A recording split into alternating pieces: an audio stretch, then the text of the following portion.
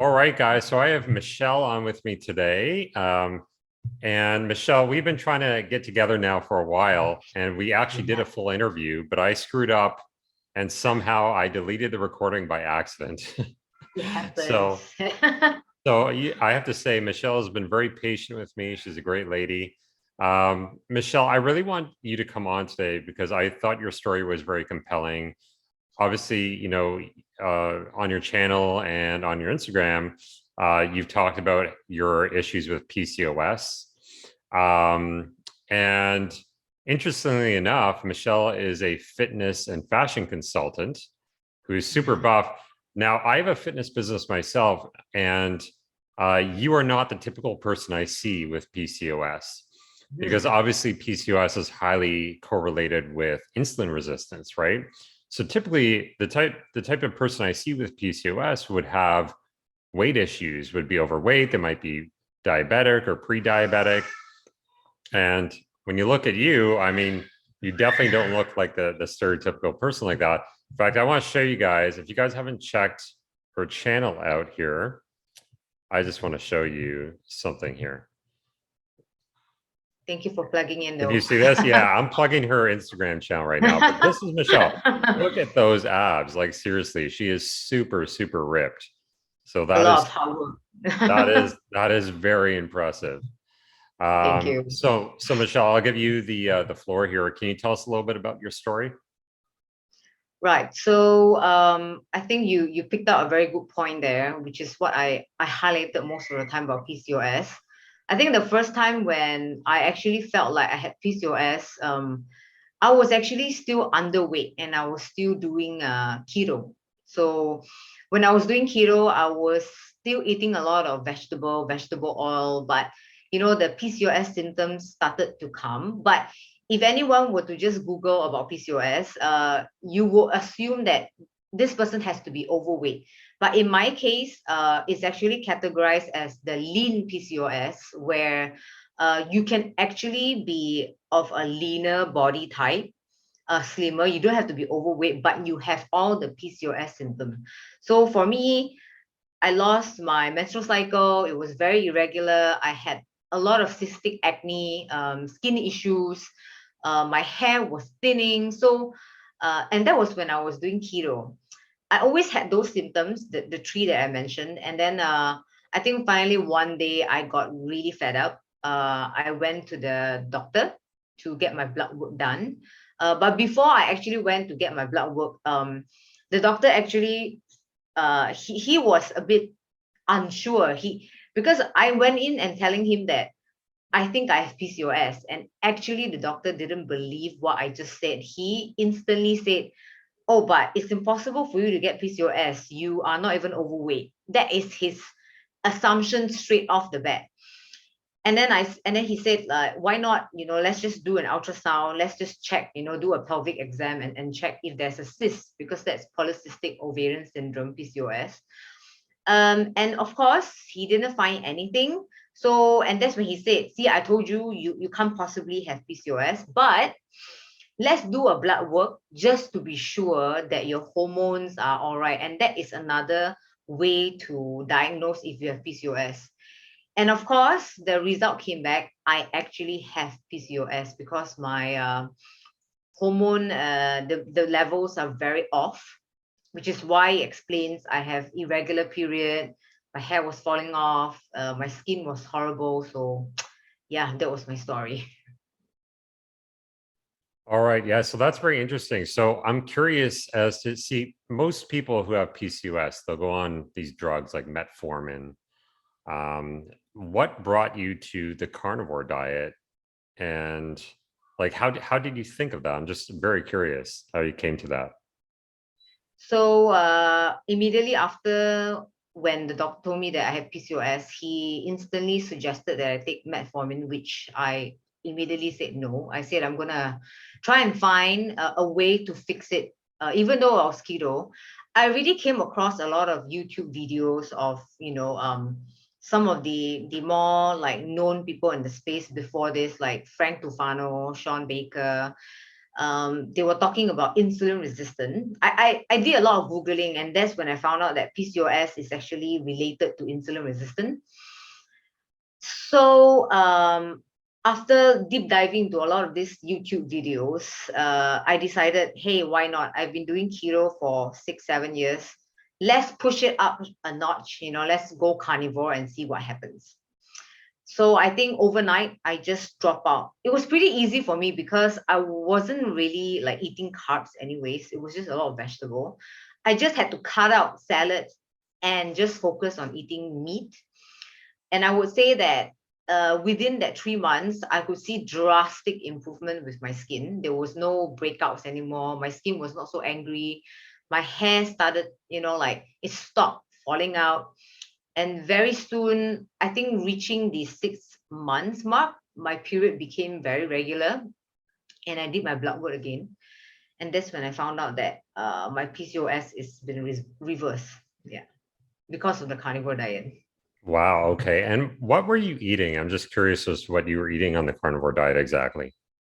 So in the beginning, I was following the advice a lot about fatty meat. It was all about fatty meat. So I didn't go for the regular ribeye or like strip loin. I actually contacted the butcher straight and asking them for a lot of fat trimmings, because at that point of time I didn't know what beef suet was, and I didn't want to eat a lot of pork because it's not my preferred choice.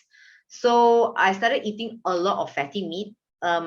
Beef and lamb, it's the main staple. And I do eat a lot of fatty salmon too, like salmon belly, sashimi, a Japanese style, like raw seafood. Those were my staple at the beginning of carnivore.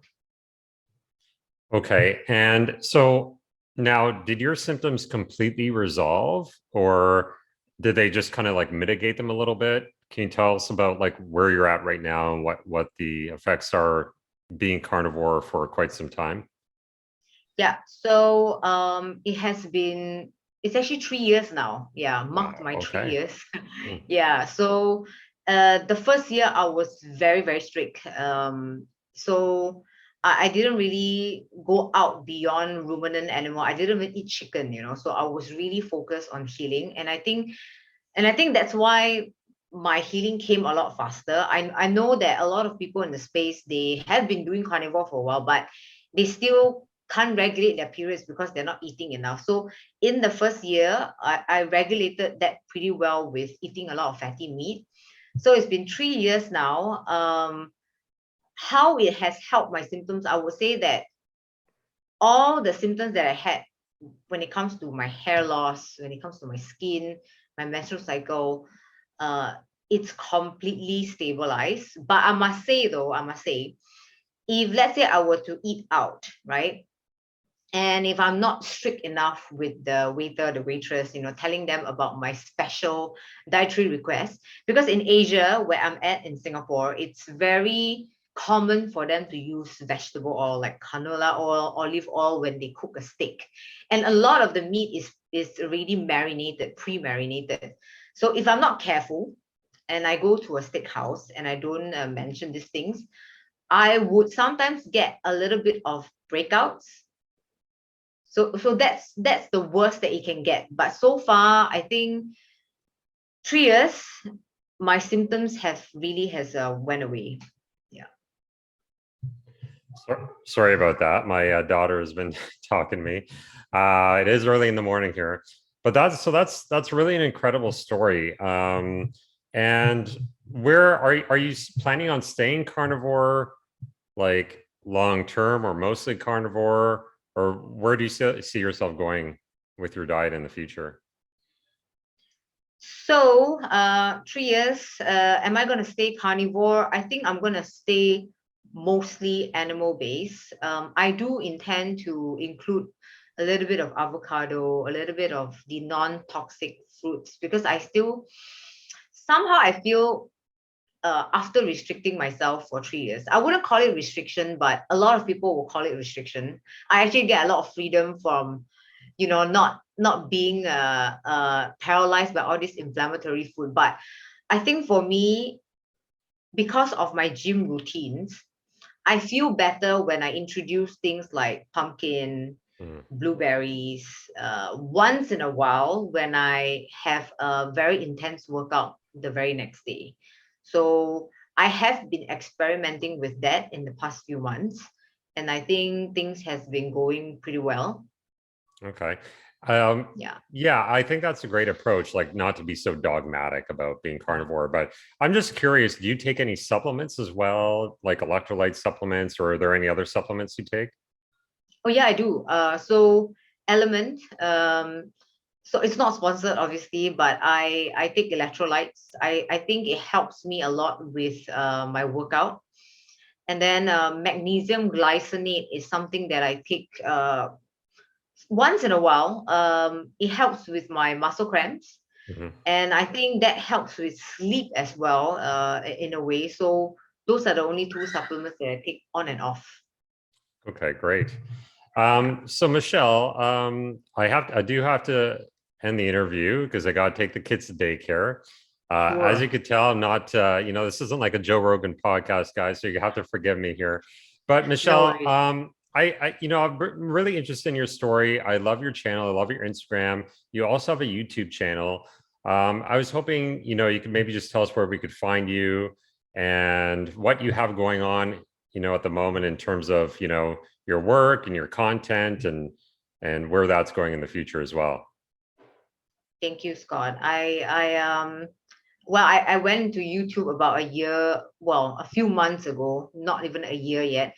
You can find me, Michelle Lalic, on YouTube, but I'm mostly active on Instagram. If you want to see like what I eat in a day, those kind of daily updates, I'm very active on Instagram.